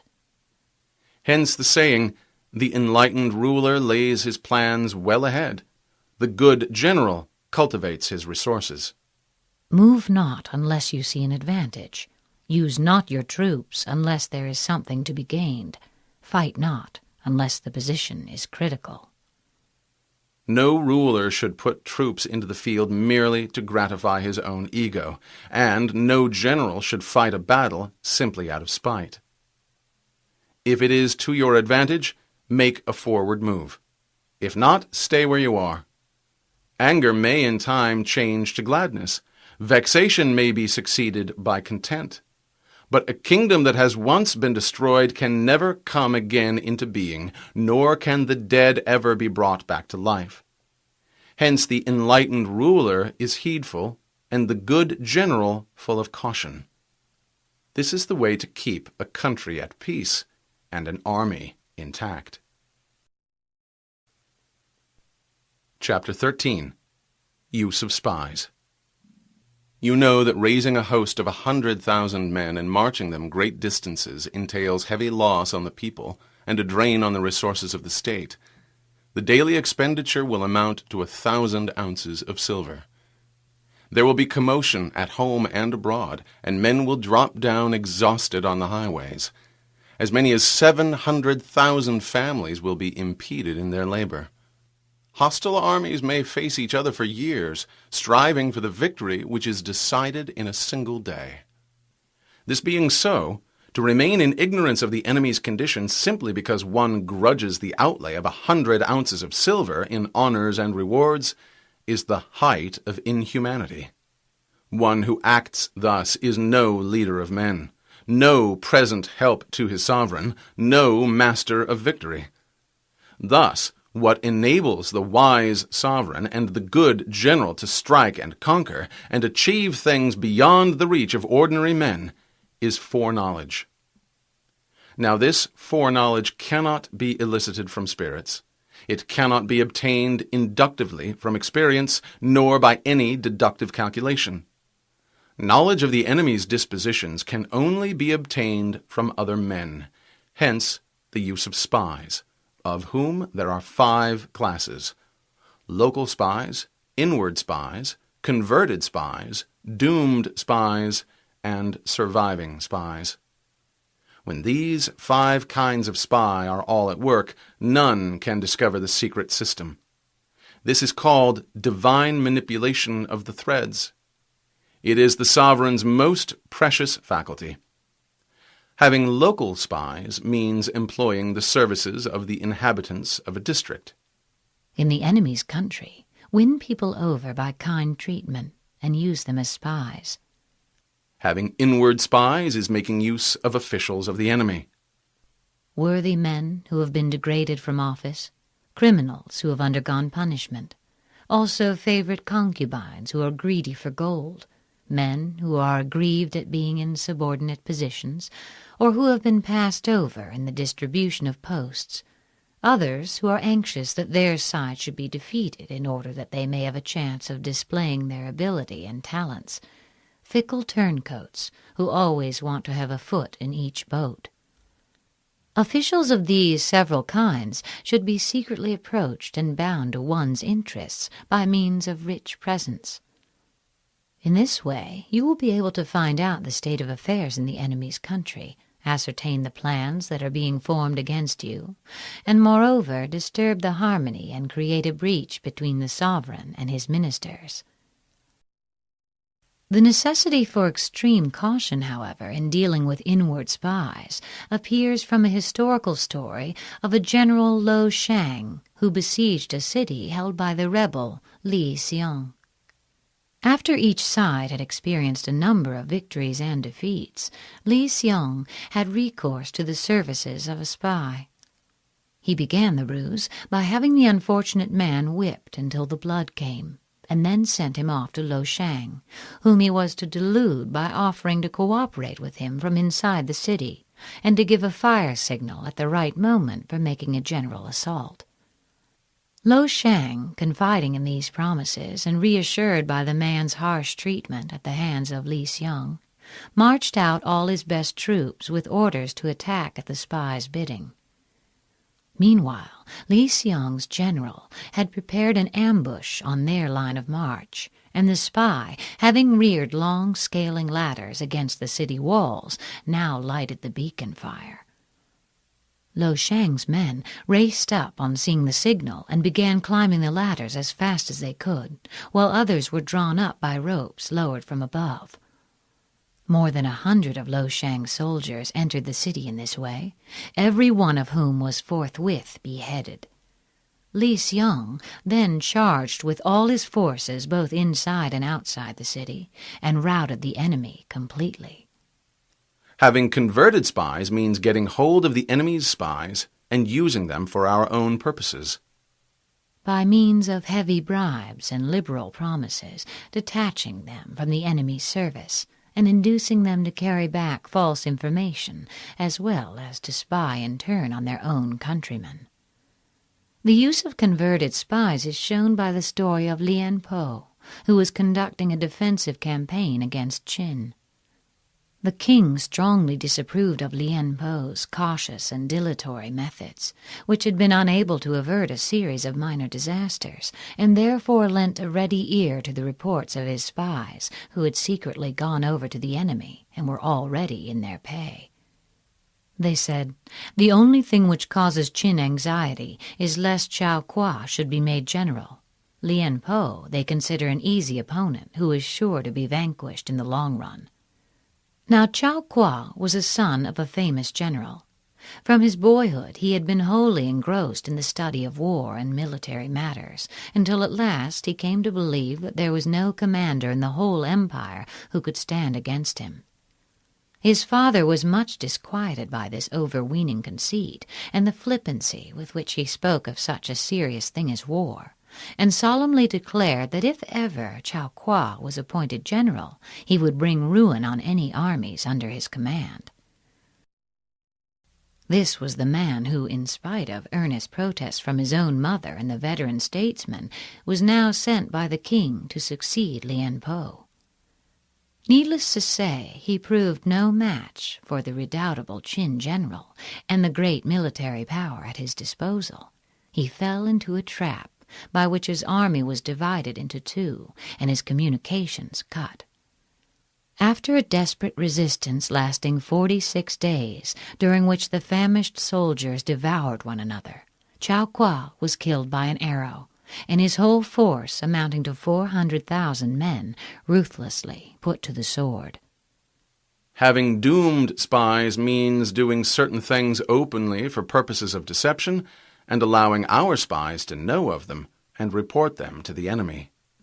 We ostentatiously do things calculated to deceive our own spies, who must be led to believe that they have been unwittingly disclosed. Then, when these spies are captured in the enemy's lines, they will make an entirely false report, and the enemy will take measures accordingly, only to find that we do something quite different. The spies will thereupon be put to death. Surviving spies, finally, are those who bring back news from the enemy's camp. This is the ordinary class of spies, properly so called, forming a regular part of the army. Your surviving spy must be a man of keen intellect, though in outward appearance a fool, of shabby exterior, but with a will of iron. He must be active, robust, endowed with physical strength and courage, thoroughly accustomed to all sorts of dirty work, able to endure hunger and cold, and to put up with shame and ignominy. Hence it is that with none in the whole army are more intimate relations to be maintained than with spies. None should be more liberally rewarded. In no other business should greater secrecy be preserved. Spies are attached to those who give them most. He who pays them ill is never served. They should never be known to anybody, nor should they know one another. When they propose any important undertaking, secure their persons, or have in your possession their wives and children as hostages to ensure their fidelity. Never communicate anything to them but what is absolutely necessary that they should know. Spies cannot be usefully employed without a certain intuitive sagacity. In order to use them, one must know fact from falsehood, and be able to discriminate between honesty and double-dealing. Before using spies, we must assure ourselves as to their integrity of character and the extent of their experience and skill. But a brazen face and a crafty disposition are more dangerous than mountains or rivers. It takes a man of genius to penetrate such. An example of a brazen spy is given in the story of Ta Shi Wu, who was sent to gather news from an enemy camp accompanied by 2 other men. All 3 were on horseback and wore the enemy's uniform. When it was dark, they dismounted a few hundred feet away from the enemy's camp and stealthily crept up to listen, until they succeeded in catching the passwords used in the army. Then they got on their horse again and boldly passed through the camp under the guise of night watchmen, and more than once, happening to come across a soldier who was committing some breach of discipline, they actually stopped to give the culprit a sound cudgeling. Thus they managed to return with the fullest possible information about the enemy's dispositions, and received warm commendation from the emperor, who in consequence of their report was able to inflict a severe defeat on his adversary. Spies cannot be properly managed without benevolence and straightforwardness. Without subtle ingenuity of mind, one cannot make certain of the truth of their reports. When you have attracted them by substantial offers, you must treat them with absolute sincerity. Then they will work for you with all their might, but be on your guard against the possibility of spies going over to the service of the enemy. Be subtle. Be subtle and use your spies for every kind of business. But if a spy divulges a secret piece of news before the time is ripe, he must be put to death, together with the man to whom the secret was told. Whether the object be to crush an army, to storm a city, or to assassinate an individual, it is always necessary to begin by finding out the names of the attendants, the aides de camp, doorkeepers, and sentries of the general in command.